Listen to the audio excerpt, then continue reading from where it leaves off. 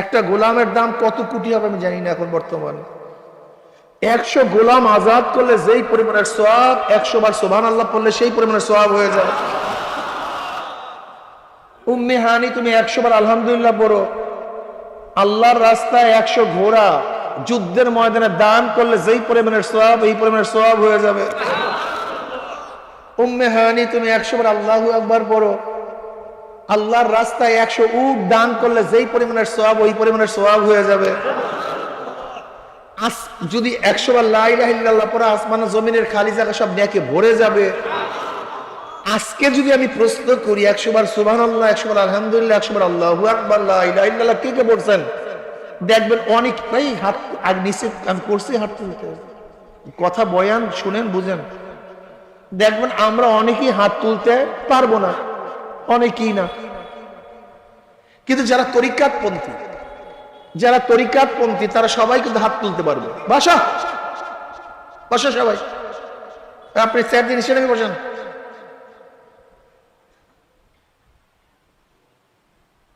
Chair দিয়ে নিচে নামতে বলছে। এই সবাই সাথে বসে।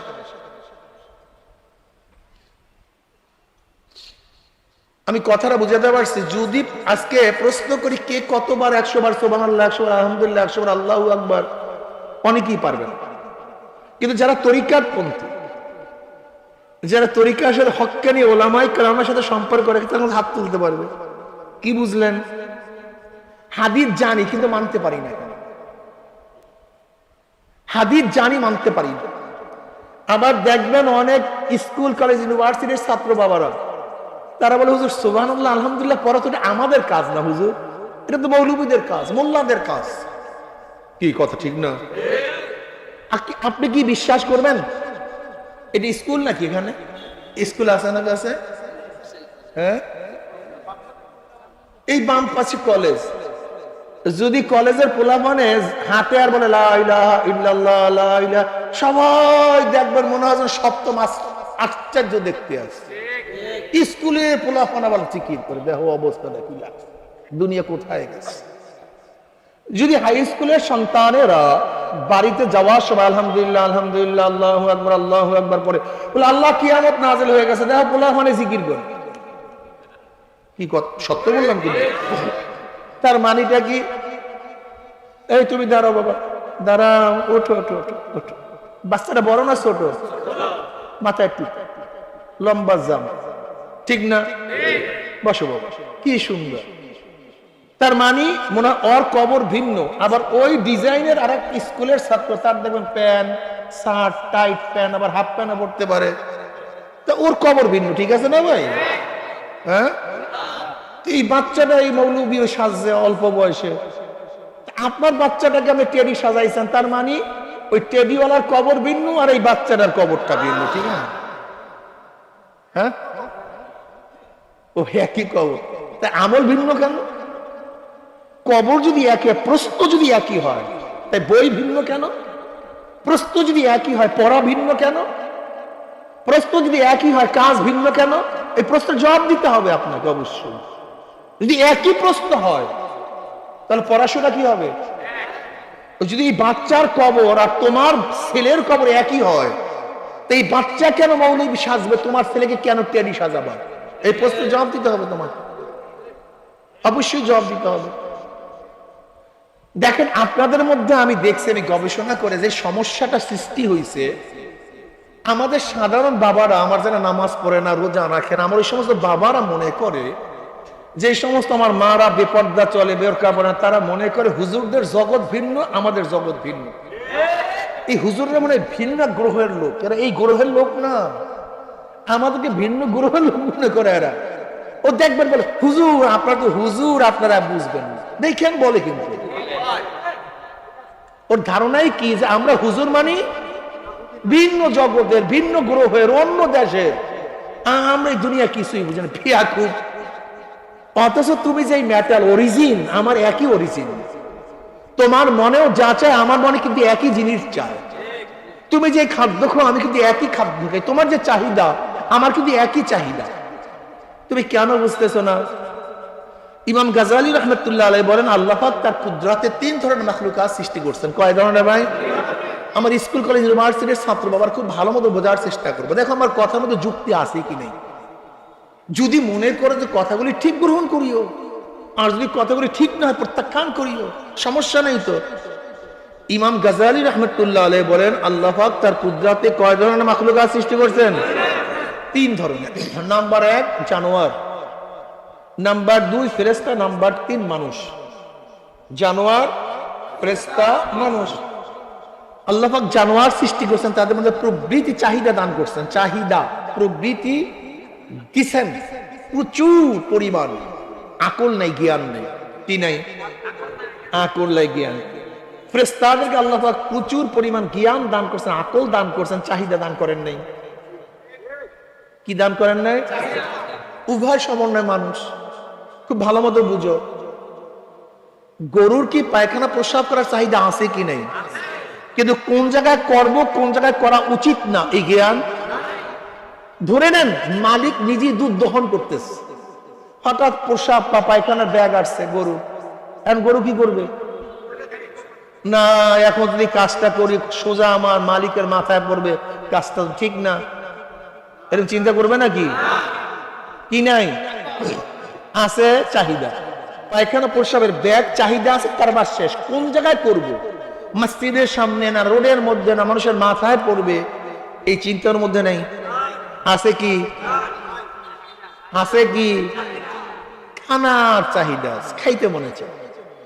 এইটা আমার মালিকের, এটা হালাল না হারাম, উচিত কি উচিত না, অন্যের ধান না আমার মালিকের ধান, এই চিন্তার মধ্যে হালাল হারামের তো বুঝ নেই, চিন্তাই নেই। খাওয়ার চাহিদা আছে, রান্না খাও, সমস্যা নেই। যৌনতার চাহিদা আছে। কিসের চাহিদা? এখন বাজার, সবার সামনে কাজটা করব কি করবো না, উচিত কি উচিত, এটা আমার মা না খালা না কি, এই চিন্তা তার মধ্যে আছে। চাহিদা, কিন্তু কি নাই? জ্ঞান নাই। কি নাই? ফেরেশতাদেরকে আল্লাহ পাক জ্ঞান দান করছেন, চাহিদা নেই। খাওয়ার চাহিদা, প্রস্রাব করার, পায়খানা করার, বিবাহ করার, সিনেমা দেখার, সুদ খাওয়ার, ঘুষ খাওয়ার, কোনো মেয়েদেরকে তাকাবার কোনো চাহিদা নেই। আছে শুধু জ্ঞান, নাই চাহিদা। উভয় সমন্বয় মানুষ। আচ্ছা, পায়খানা প্রস্রাবের চাহিদা মানুষের আছে কি নাই? কিন্তু আপনি কি এখানে করতে পারবেন? কেন পারবেন না? বাধা দিছে কে? হ্যাঁ, আপনি কি রাস্তার সামনে করতে পারবেন? কেন? তাই কিছু মানুষ করে না। কথা বল না কেন? কিছু মানুষ করে না, বাস সবাই সামনে বসে প্যান্ট খুললে দাম। ওর মধ্যে আর গরুর মধ্যে এই বেয়াকুব, তুমি ভাবছো কি চেহারার নাম মানুষ? এই চেহারার নাম মানুষ, এই চোখের নাম মানুষ, এই হাতের নাম মানুষ, এই কানের নাম মানুষ। এই বেয়াকুব, এই যে সমস্যা তোমার। তোমার মূল সমস্যা ভাসছে কোন জায়গায়? তুমি ভাবছো মানুষের ঘরে জন্ম হলেই মানুষ হয়, এই যে তোমার মাথার মধ্যে ঢুকছে বেয়াকুব। আচ্ছা বলো তো, অনেক মানুষের চাহিদা, অনেক ছাত্র স্কুল বাবা মাদ্রাসার ছাত্র এরকম থাকতে পারে, হাতিয়া যাইতেছে, দেখে পাকা আম, দারুণ পাকা আম, অমনি সেখান থেকে ছিঁড়ছে। যেরকম গরু হালাল হারামের তমিজ না করিয়া ও কি করলো, তোর মধ্যে আর গরুর মধ্যে পার্থক্য, কোনো পার্থক্য। ও একটা গরু, তো কোনো পার্থক্য নাই, তো কোনো পার্থক্য নেই। যৌনতা আসছে, হালাল না হারামে চিন্তা নাই, ওর মধ্যে শুয়ারের মধ্যে কুকুরের মধ্যে আর কোনো পার্থক্য নেই, একই জিনিস। বুঝাইতে পারছি? তুমি ভাবিও না চেহারার নাম মানুষ। যদি চেহারার নাম মানুষ হয় তাহলে ফেরাউনের চেহারা কিরকম ছিল? হ্যাঁ, নমরুদের, সাদ্দাদের, কারুনের, আবু জাহালের, সবই তো এরকমই চেহারার লোক, সবই তো এরকম। ওদের চেহারার মধ্যে পার্থক্য ছিল না তো, সবই তো এক। তোমাকে প্রথম বুঝতে হবে, মানুষের ঘরে জন্ম হইলেই মানুষ হওয়া যায়। এবার কি? এবার কথাটা কি? যেই ব্যক্তি তার চাহিদাকে, যেই ব্যক্তি তার চাই, শোনো স্কুল কলেজের ছাত্র বাবা, সাধারণ বাবারা খুব ভালো মতো শোনো, আমার পর্দার মা বোন, যেই ব্যক্তি তার চাহিদাটাকে আকল দ্বারা, জ্ঞানের দ্বারা কন্ট্রোল করতে পারবে, ওই মানুষটাকে আল্লাহ পাক ওয়ালাকাদ কাররামনা বানি আদম, ফেরেশতাদের চেয়ে দামি বানায় দেবে। আর যেই মানুষটা তার চাহিদাটাকে আকল দ্বারা, জ্ঞানের দ্বারা কন্ট্রোল করতে পারবে না, ওয়ালাকাদ যারানা লি জাহান্নামা কাসীরাম মিনাল জিন্নি ওয়াল ইনসি লাহুম কুলুবুন লা ইয়াফকাহুনা বিহা ওয়া লাহুম আ'য়ুনুন লা ইউবসিরুনা বিহা ওয়া লাহুম আযানুন লা ইয়াসমাউনা বিহা উলাইকা কাল আনআমি বাল হুম আওয়াল উলাইকা হুম গাফিলুন। আল্লাহ পাক বলেন চতুষ্পাদ জানোয়ারের চেয়ে খারাপ, চতুষ্পাদ জানোয়ারের চেয়ে খারাপ। এই ভাবিও না চেহারার নাম মানুষ, সৌন্দর্যের নাম মানুষ, বোকা। আবু লাহাবের চেহারা কি যে সুন্দর ছিল, তুমি বিশ্বাস, আরবের মধ্যে খুব সুন্দর ছিল আবু লাহাবের চেহারা। আবুল হাকাম বলতো আবু জাহালকে জ্ঞানীদের পাপ। কারুনের কি পরিমাণের মাল ছিল জানা যায় না, শুধু এতটুকু জানা যায় কারুনের স্বর্ণ মুদ্রার গোডাউনের চাবি বহন করার জন্য 70 উট লাগতো। ক্ষমতার নাম মানুষ না।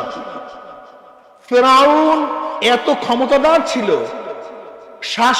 70,000 বনি ইসরায়েলের বাচ্চাদেরকে হত্যা করছে, কিন্তু প্রতিবাদ করার ক্ষমতা কার মধ্যে? এর নাম মানুষ? হ্যাঁ, টাকার নাম মানুষ, চেহারার নাম মানুষ। অথচ বেলালে হাবশি কালো, কুচ্ছিত, হাবশার লোক, নিজেও গোলাম, বাবাও গোলাম, দাদাও গোলাম, 1 টাকার মালিক না, 1 শতক জমির মালিক না। অথচ আল্লাহ পাক কেমন দামি বানায়া দিছে। বেলালে হাবশি হাটে জমিনের মধ্যে, পায়ের আওয়াজ আরশের মধ্যে। ও বাবা, বেলালে হাবশি কুরাইশিও ছিলেন। তুমি সৈয়দ, চৌধুরী, তালুকদার নিয়ে গর্ব করো, অথচ আবু জাহেল কিন্তু নবীর বংশধর ছিল। আবু লাহাব নবীর আপন চাচা ছিল। আবু লাহাব নবীর শুধু চাচাই না, আবার নবীর বিয়াইও বটে, উতবা উতায়বা। এই আবু লাহাবের 2 সন্তান উতবা উতায়বা নবী আলাইহিস সালাতু ওয়াস সালাম জামাতা ছিলেন, উম্মে কুলসুম এবং রুকাইয়া রাদিয়াল্লাহু আনহুমা। কিন্তু মানুষ হইতে পারে নাই, মানুষ হইতে পারে না, মানুষ ভিন্ন জিনিস। অথচ রাবিয়া বসির রহমাতুল্লাহ আলাইহা, কত সম্মানের সাথে তার নাম নেই। ইনি কি ছিলেন জানেন? লিউন্ডি, বাদী। উনি কিন্তু কালো ছিলেন, আবার খাটো ছিলেন, আবার বাজা ছিলেন, বাজা, বাচ্চা কাচ্চা হইতো না। অথচ তার নাম এখনো আপনাদের সামনে সম্মান শ্রদ্ধার সাথে নিচ্ছি। আমার যুবক বাবা, মুরব্বী বাবা, আমার পর্দার মা বোনেরা, মানুষের চেহারার নাম মানুষ। তুমি যে চেহারা নিয়ে এত চেষ্টা করো, সাধনা করো, এইটার অবস্থাটা কি হবে? ওমর বিন আব্দুল আজিজ রহমতুল্লাহ আলাইহি বলে, হে গোটা দুনিয়ার মানুষ, তুমি যাকে যত মোহাব্বত করো, সে মারা যাওয়ার 3 দিন পর তার দিকে তাকাইতে পারবে না।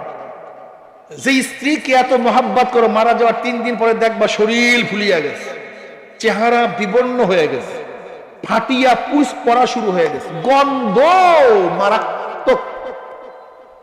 যেই স্বামীকে এত মোহাব্বত করো, মারা যাওয়ার 3 দিন পরে চেহারা বিবর্ণ হয়ে যাবে, গন্ধ শুরু হয়ে যাবে। ছেলেরা বলবে, জলদি আমার বাবাকে কবর দাও, জলদি আমার মাকে কবর দাও, জলদি ভাইয়াকে এখান থেকে সরায় আনাও। সুম্মা রাদাদনাহু আসফালা সাফিলিন, সুম্মা রাদাদনাহু আসফালা সাফিলিন। এই শরীর একদিন পচিয়া গলিয়া ফাটিয়া অস্তিত্ব বিলীন হয়ে যাবে। সেই শরীর নিয়ে এত টেনশন, এত সাধনা। যেই শরীরের শুরু আছে, শেষ আছে, যেই শরীরের ক্ষয় আছে, লয় আছে, সেই শরীর নিয়ে কত টেনশন। এই কোথায় যাও? আমেরিকায় যাই কেন? চিকিৎসা করাবার জন্য। কেন যাও? আমার চক্ষু খারাপ হয়ে গেছে। কোথায়